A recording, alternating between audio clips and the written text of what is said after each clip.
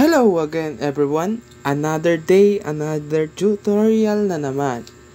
Nakalimutan pala namin magpakilala last time, so I will take this chance para makapagpakilala sa inyo. Hi, I'm Ken Ryan D. Caranto and I'm with Mr. James Carlo Perez and Mr. Leori Beroga. Last time, itinuro namin sa inyo yung about sa may special formulas for fuels and combustion. For the day, we're gonna teach you naman what is Bernoulli's principle is and kung ano nga ba ang formula nito. Kaya, huwag na nating pahabain pa yung video nito, simulan na natin. Bernoulli's principle was formulated by Daniel Bernoulli. He states that as the speed of a moving fluid increases, it's either liquid or gas, the pressure within the fluid decreases. Meaning to say, if the velocity of the fluid is high, the pressure is low. Conversely, if the fluid velocity is low, the pressure is high. Although Bernoulli deduced the law, it was Leonhard Euler who derived Bernoulli's equation in its usual form in the year 1752. And then, nagkaroon ng equation derivation yung Bernoulli's. Kasi nagkaroon ng assumptions. Yung density of the incompressible fluid remains constant at both points. And yung energy of the fluid is conserved as there are no viscous forces in the fluid. Kaya yung dating formula niyang P plus 1/2 density V squared plus density gravity times height equals constant ay naging ano na siya? P plus 1/2 or pressure plus 1/2 density V squared plus density GH is equals to P2 plus 1/2 density V2 squared plus density gravity and H2.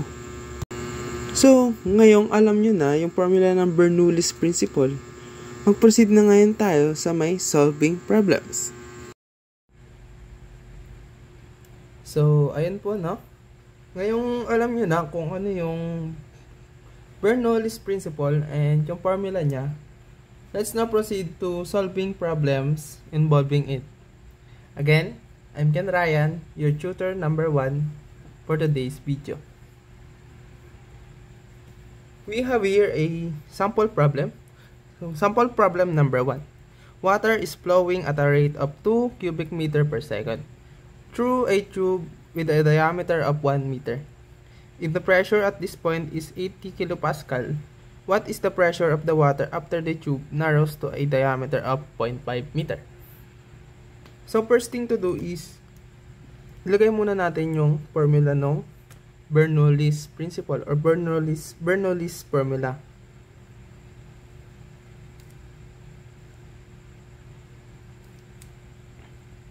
P1 plus 1/2 density P1 squared plus density GH.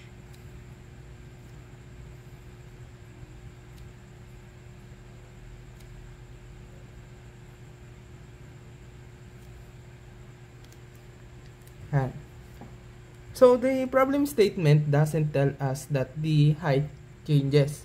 So we can cancel out the gravitational potential energy term on both sides.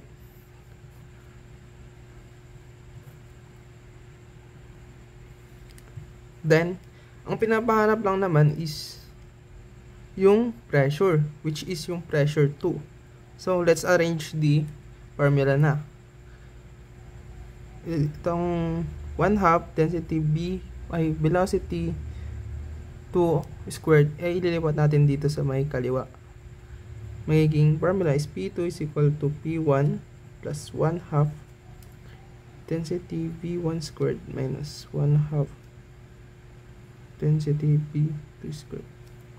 I-simplify natin ngayon yung formula, which is ipa-factor out natin yung 1/2 and density dun sa may dalawang meron.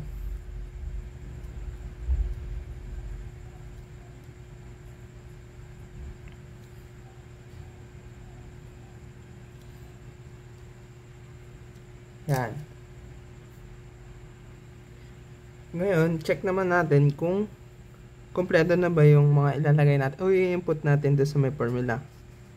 Ngayon, ang sabi dito sa problem, meron daw tayong flow rate na 2 cubic meter per second and diameter na 1 meter. May pressure din which is 80 kilopascal pero wala tayong given na velocity. Since may given tayong volume flow rate, gagamitin natin yan para makuha natin yung velocity. Volume flow rate equals to area times velocity. Yan. I-arrange natin yung formula na to para makuha natin yung velocity.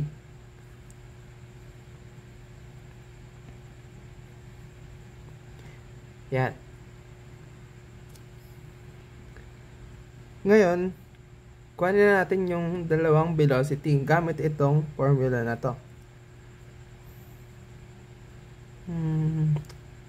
Velocity equals to volume velocity 1, volume flow rate 1, area 1.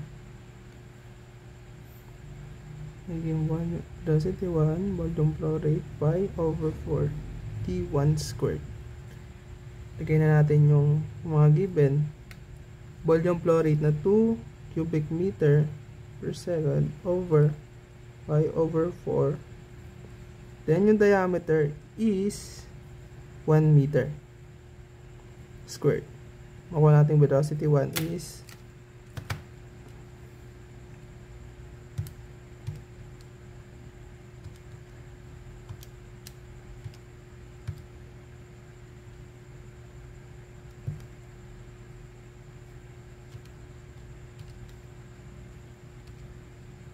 2.54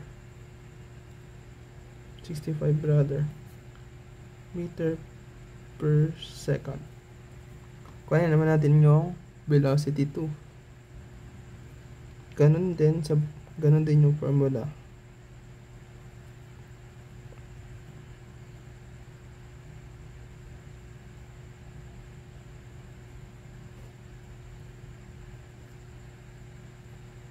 Hmm, 0.5 meter. Ang velocity 2 is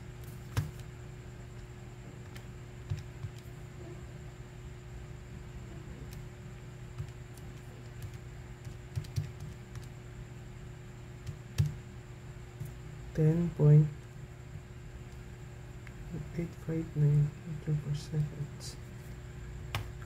Kaya, since meron na tayong velocity 1 and velocity 2, substitute na natin yung mga given doon sa may formula. P2 is equals to P1 is 80 kilopascal. Gawin na natin siyang pascal para madali na natin siya ma-convert. 80,000 pascal plus 1/2 times yung since water yung fluid na dumadali dun sa may tube, ang gagamitin natin is yung 1,000 kilogram per cubic meter. Yung velocity natin is 2.54 65 squared minus 10.1859 squared meter squared per second squared. Cancel yung square. P2, kaya ang P2 natin ay 80,000 of 1,000 square.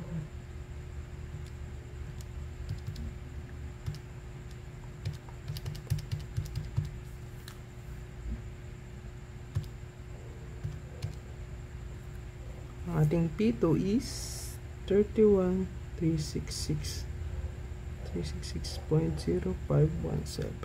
Pascal. Yan. So, proceed na tayo dito sa sample problem number 2. Suppose that a fluid with a density of 1,000 kg per cubic meter flowing through a horizontal pipe at a speed of 5 meter per second, has a pressure of 100 kilopascal. If this fluid then starts flowing through the pipe at a speed of 10 meter per second, what is the new pressure that this fluid exerts? So this problem tells us that the potential, the pressure, kinetic, and potential energy of a moving fluid is constant. Meaning to say, P1 plus 1 half.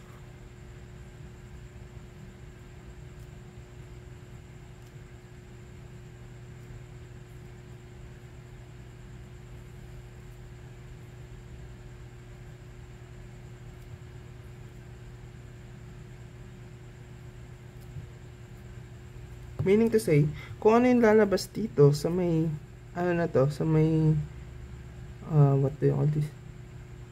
Sa may formula na nandito sa may left side, ganun din yung lalabas dito sa may right side.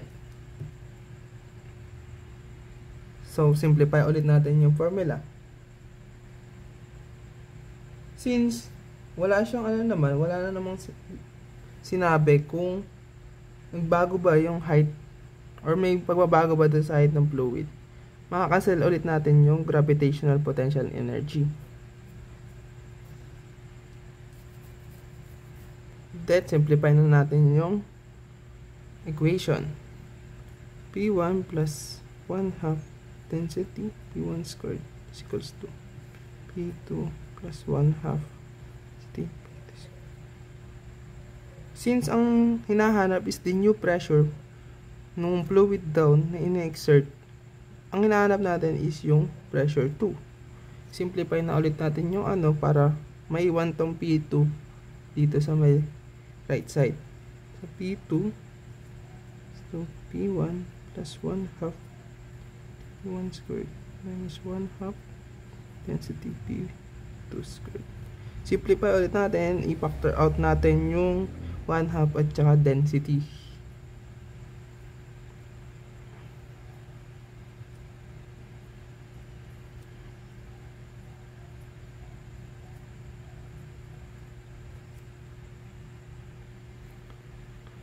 Then check natin yung lahat ba ay given na or lahat ng ano dito is given na dito. Meron tayong density, meron din tayong pressure which is yung 100 kilopascal. Meron din may dalawang velocity din. Ayun. Substitute na natin dun sa given formula. 100. Convert na din natin tong 100 kilopascal into pascal. 100,000 plus 1 half density na 1,000 kilogram per cubic meter. P1 minus P2. P1 is 5 squared minus 10 squared meter squared. P2 is equals to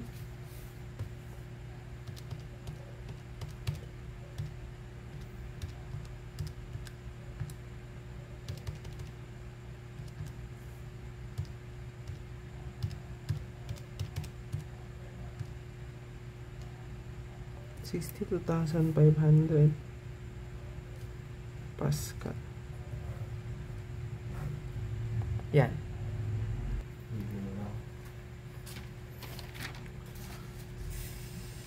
Then proceed tayo dito sa last problem. A kite boarder is using a kite to generate a force on a windy day. The area of the kite is 4 meter squared. The wind speed is 9 meter per second.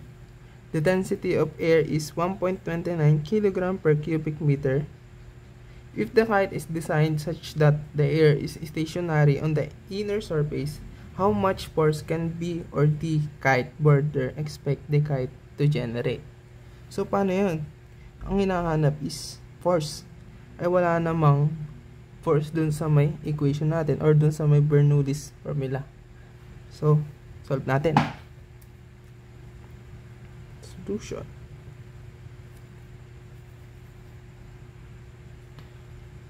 So, iset natin yung dito sa left side as point A and yung dun naman sa right side is point P. Bali, magiging ganito siya. PA plus 1/2. Ganun pa rin siya. Ganun pa rin naman yung formula pero pinalitan lang natin ng yung 1 ng A. Density P1 BA squared plus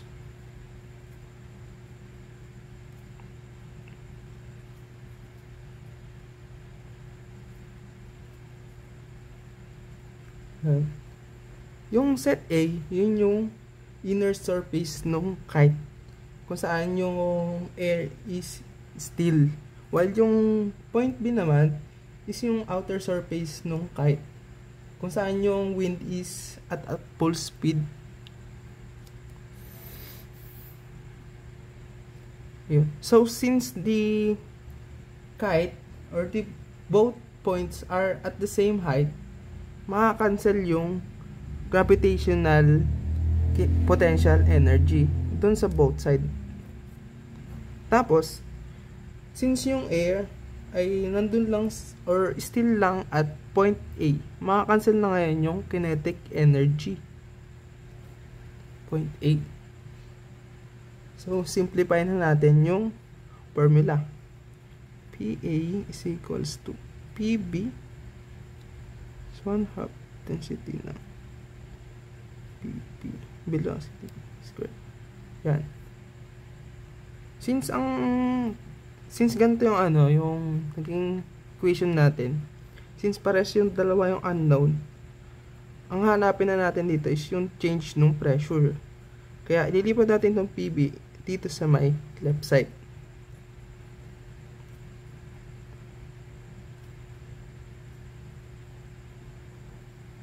Yan.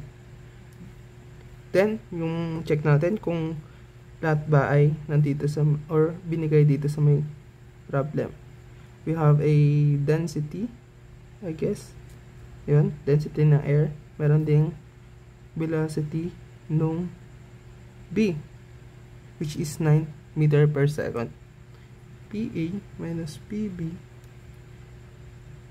1/2 0.29 kilogram per cubic meter times 9 meter per second. Cancel to cancel. So change in pressure equals to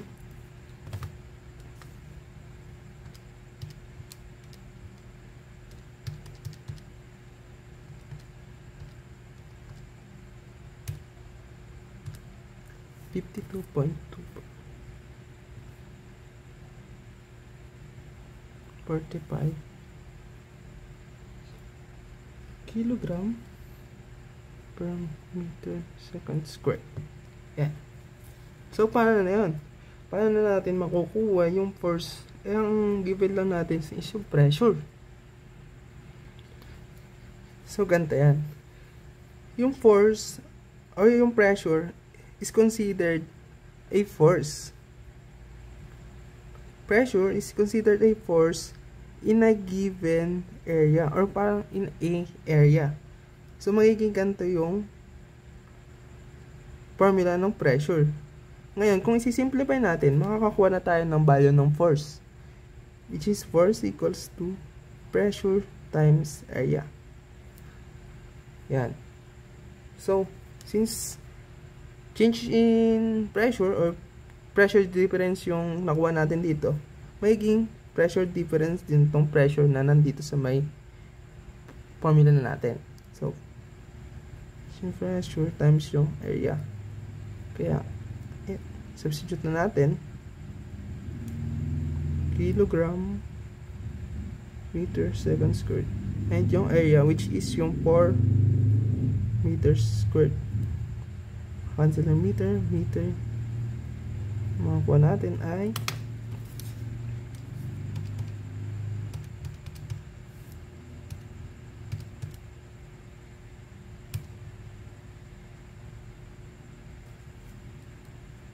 $208.6 Newton. Yan. So, ayun lang. Sana may natutunan kayo. Yung ibang word problem o sample problem ay ituturo naman sa inyo nila Mr. Leori Beroga and Mr. James Carlo Perez. Problem: a cylindrical pipe with water flowing downward at 0.02 cubic meters per second, having a top diameter of 0.08 meter, bottom diameter of 0.04 meter, and a height of 1.5 meter. Find the pressure of find the pressure between the pipes. So we're going to use the Bernoulli's equation, which is P pressure 1 over gamma 1 plus volume 1 raised to 2 over 2 gravity plus the height 1. So the same to this one.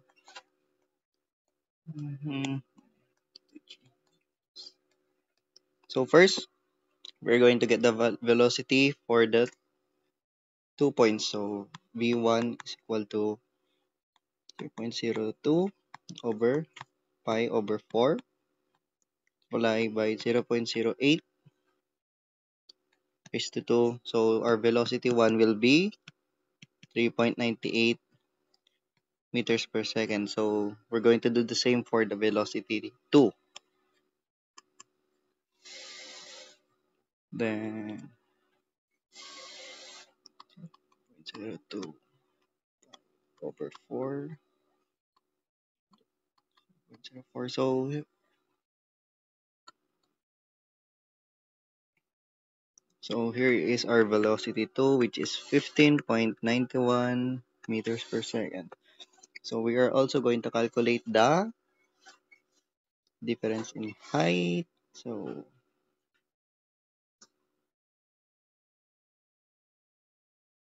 going to have z2 minus z1 is equal to, which is z1 is 0. So we're going to have a value of 1.5 meters negative. Next, we're going to calculate for the pressure between the pipe, which is by doing the P1 minus P2 over the gravity, 9.81. So we're going to substitute the values that we have got earlier. So going to use the velocities. So going to use 15.91 raised to 2 minus 3.98 raised to 2 over 2 multiplied by 9.81, then plus negative 1.5. So the pressure that we will have between the pipes are 104.016 kilopascals. Our next problem: a cylindrical water tower of a diameter of 3 meters supply water to a house. The level of water in the water tower is 35 meters above the point where the water enters the house through a pipe that has an inside diameter of 5.1 centimeters. The intake pipe delivers water at a maximum rate of 2 times 10 raised to negative 3 cubic meters per second. The pipe is connected to a narrower pipe leading to the second floor that has an inside diameter of 2.5 centimeters. What is the pressure and speed of the water in the narrower pipe at a point that is a height of 5 meters above the level where the pipe enters the house? So we're going to use the Bernoulli's equation, which is pressure 1 plus the density multiplied by gravity multiplied by y, or the height, plus 1 half multiplied by velocity 1 raised to 2, which is also equal to pressure 2 plus density multiplied by gravity and the height 2 plus 1 half multiplied by density multiplied by velocity or volume 2 raised to 2. correction, it is velocity. So next is we are going to get the pressure 2, which is P2 is equal to P1 plus the density multiplied by gravity multiplied by y1 minus y2 minus 1 half density velocity 2 raised to 2.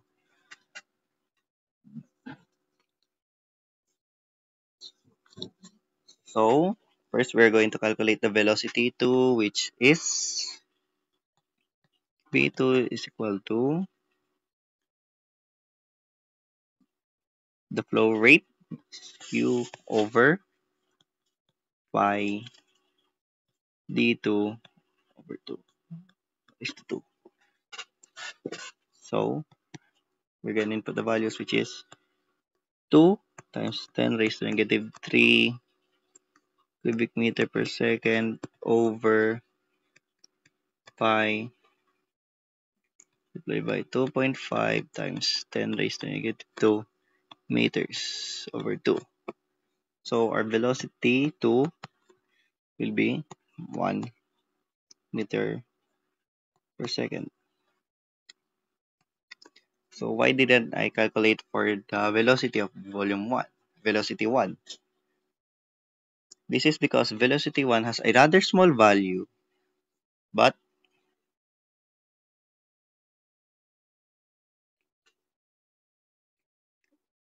there is a you can use the formula like it if we use the formula which is q over pi over d1 over 2 raised to 2 and substitute the values which is nearly the same but with a different diameter which is 1.5 meters squared. So we're going to have the velocity 1 at 2.8 times 10 raised to negative 4 cubic meters per second. So that would be 0.0.002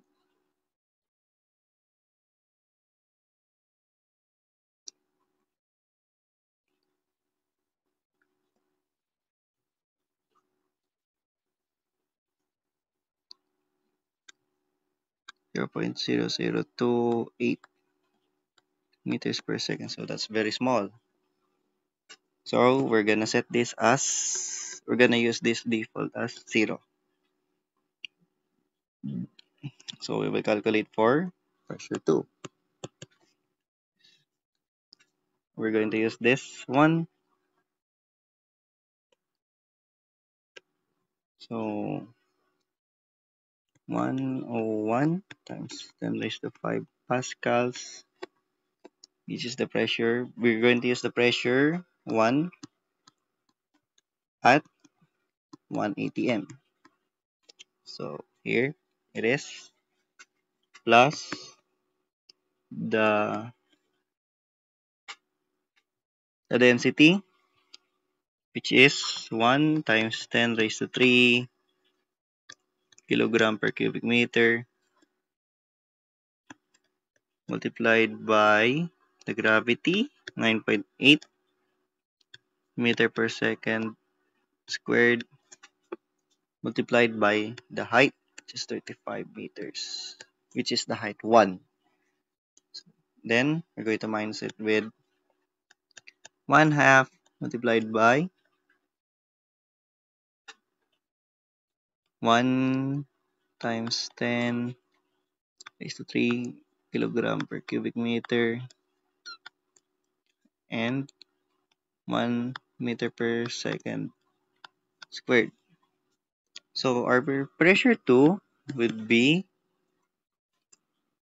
at 4.4 times 10 raised to 5 pascals.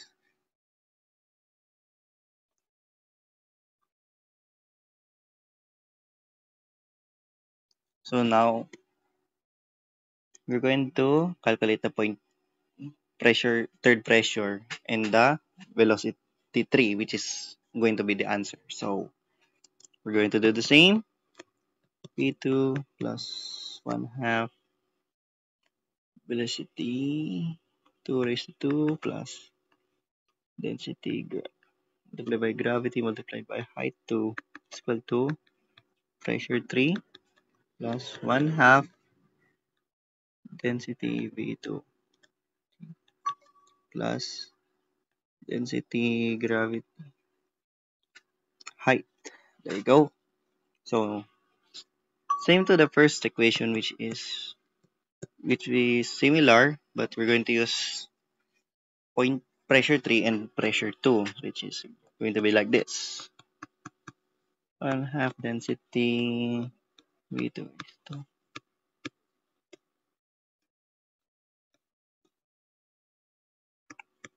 plus the density and gravity and the height. So here we're going to calculate the velocity 3,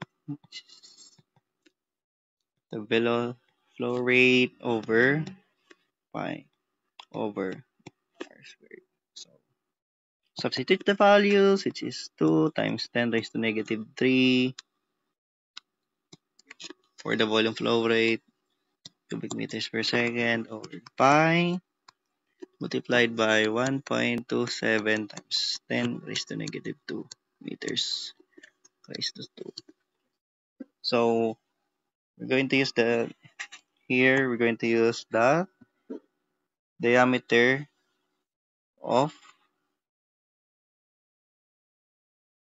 the narrower pipe. Then if we calculate this, we're going to have a velocity of 3.9 meters per second. So now we can calculate the pressure on point 3. It will be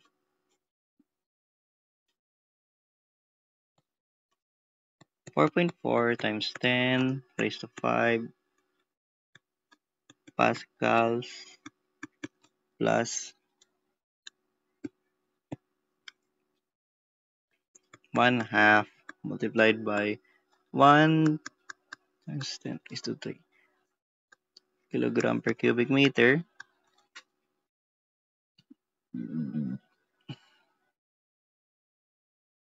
multiplied by 1 meter per second squared minus 3.9 meter per second raised to 2. All minus the density again, which is 1 times 10 raised to 3 kilogram per cubic meter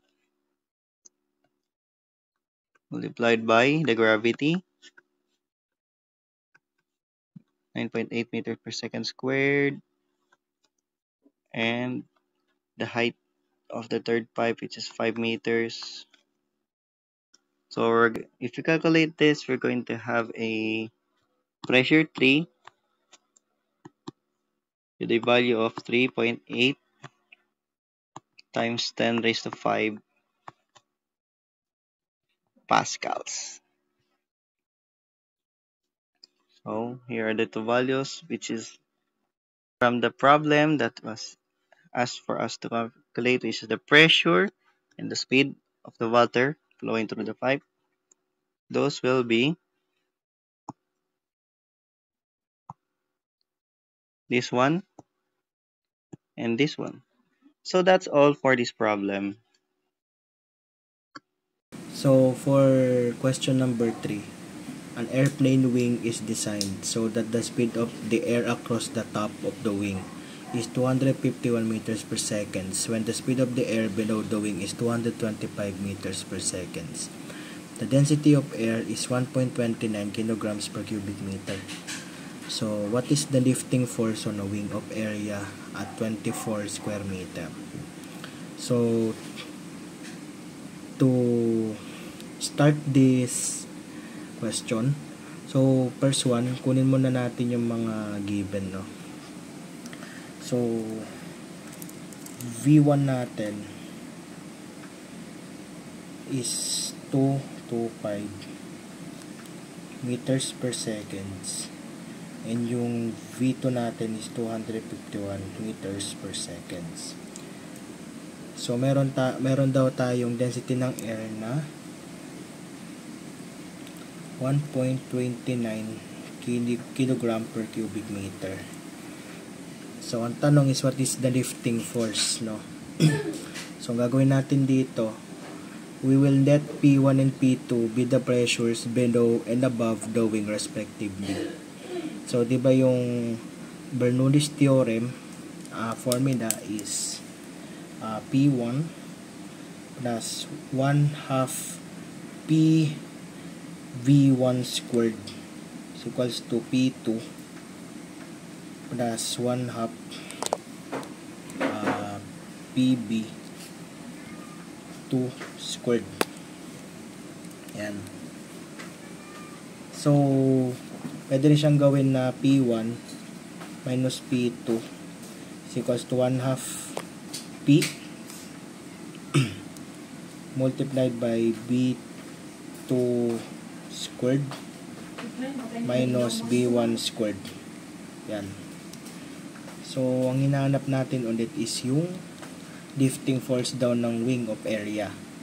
So, from this equation, isubstitute lang natin yung mga given. So, P1 minus P2, dahil wala pa tayo nyan, equals to 1/2 times 1.29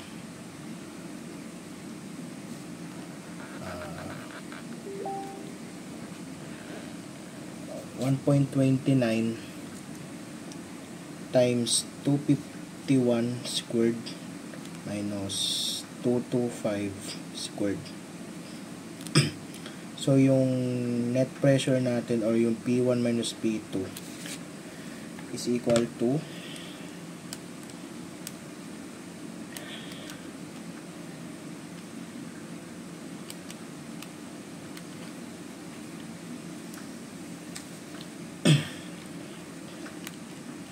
so, meron tayong 82.52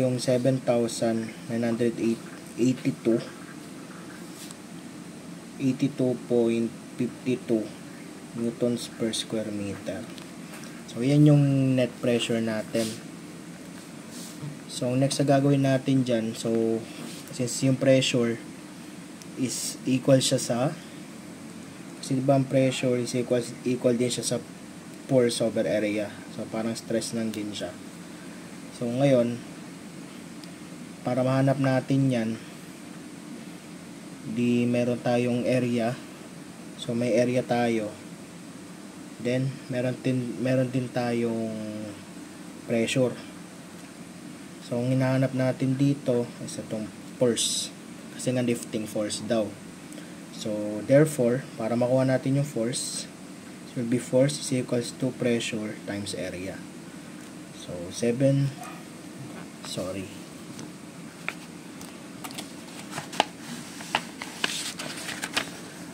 Daily struggles. So, 7982.52 times 24. So, meron tayong force na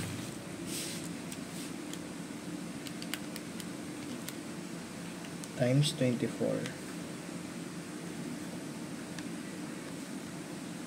Yan. So, meron tayong force na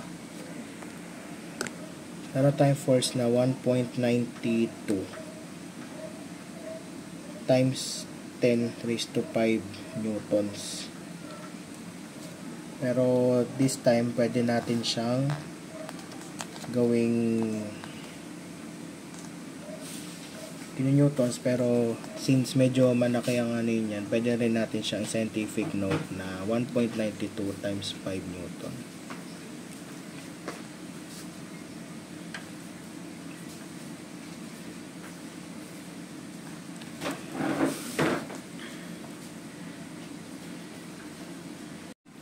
So, sa question number 4 naman, water is circulating through a closed system of pipes in a 2-floor apartment. On the first floor, the water has a gauge pressure of 3.4 by 10 raised to 5 Pascal and a speed of 2.1 meters per second. However, on the second floor, which is 4 meters higher, the speed of the water is 3.7 meters per second. The speeds are different because the pipe diameters are different. So, the question is, what is the gauge pressure of the water on the second floor? So, unang gagawin natin dyan, identify muna natin yung mga given. So, meron tayong given na P1. So, ang P1 natin,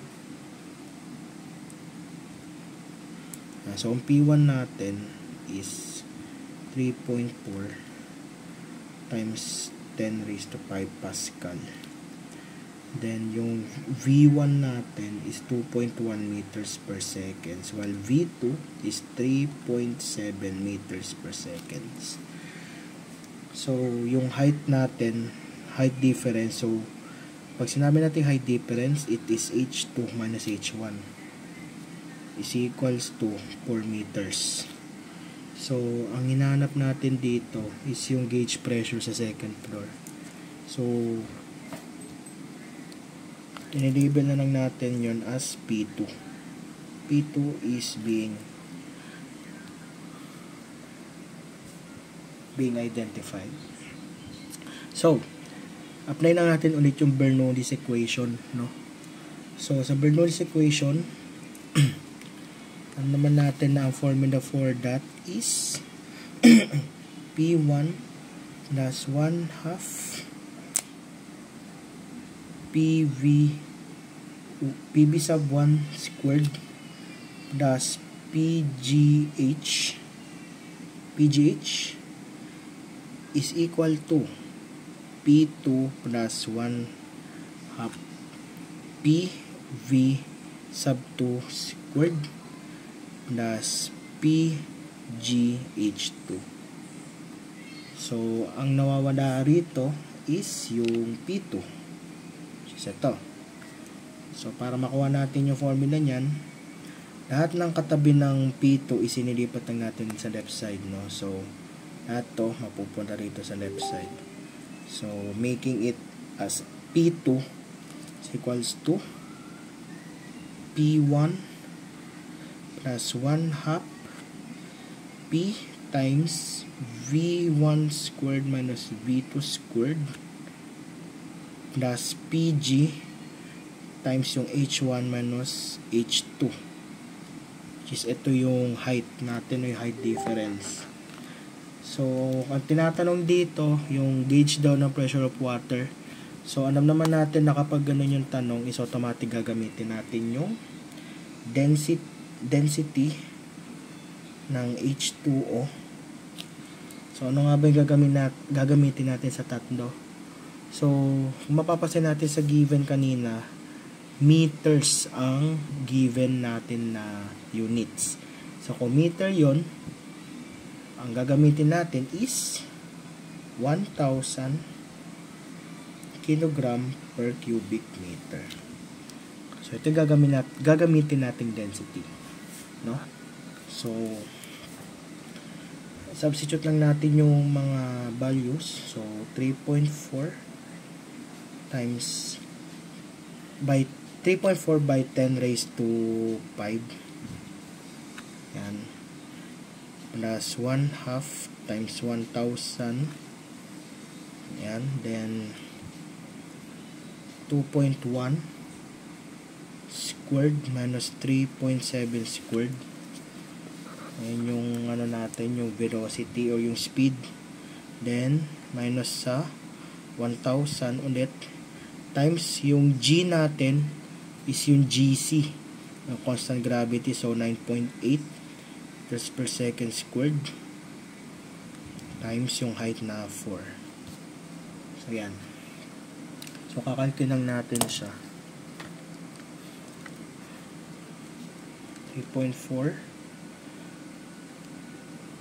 by 10 raised to 5.5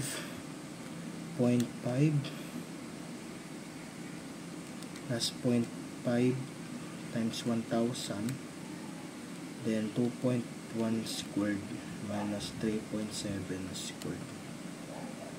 And minus 1,000 times 9.8 times 4.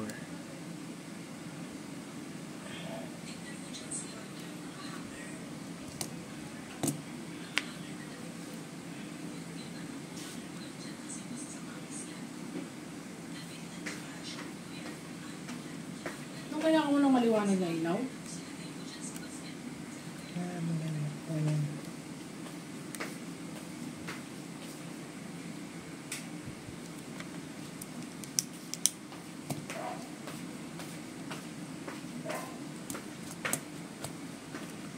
So 3.4 3.4 times 10 raised to 5 minus 4640 minus 39,200.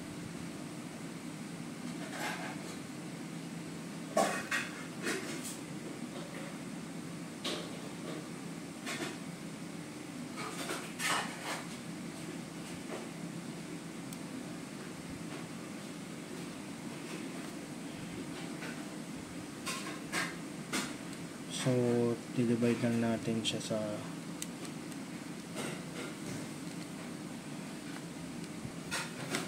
and so, ang nakuha natin for P2 is 3 by 10 raised to 5 kilopascal or pascal ng pala, sorry.